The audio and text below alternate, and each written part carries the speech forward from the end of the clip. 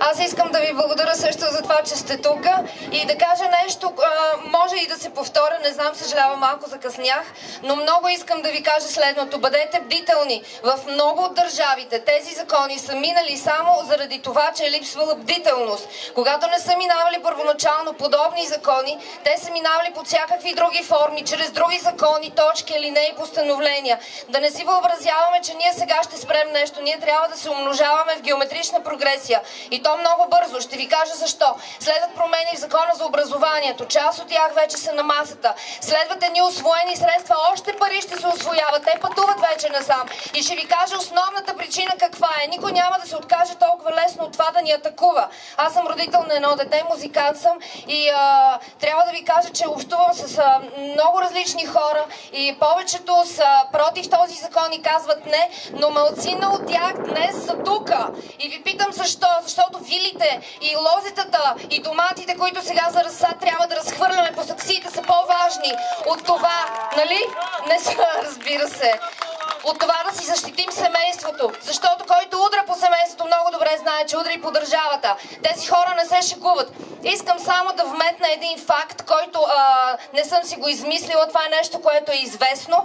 Нарича се социално инженерство. Това е една такава практика за тези, които не знаят, която се спонсорира.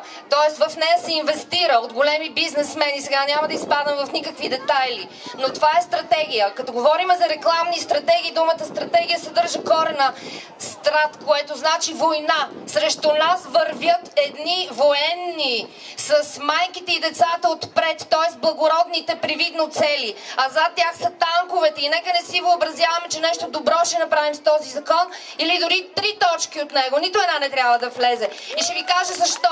Защото в световните бюджети най-големите са военните, но към тях спадат и тези за социално инженерство, за вътрешно разбъркване и създаване на хаос в държави като нашата.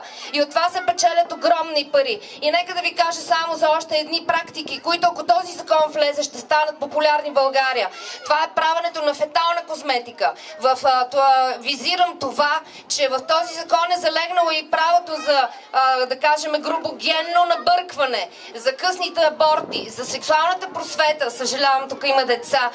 Сред по-малките деца ние трябва непременно да спрем този ужас, защото това, което ни чака, ще бъде нечувано и невиждано. В Русия го спряха закона, но понеже държавата е голяма, чрез големите им райони някъде се набутват едни такива практики, които в момента хората не знаят как да се отърват, водят се грандиозни дела, страшно е, повярвайте ми. Ние трябва да бъдем абсолютно неумолими и да агитираме нашите приятели и роднини и да гласуваме за разума и за това, че все пак живеем в една православна държава и Бог, който е над нас и вижда всичко, няма да остави това така, но все пак нека ние да не го забравяме, за да не бъдем забравени ние самите. Благодаря ви.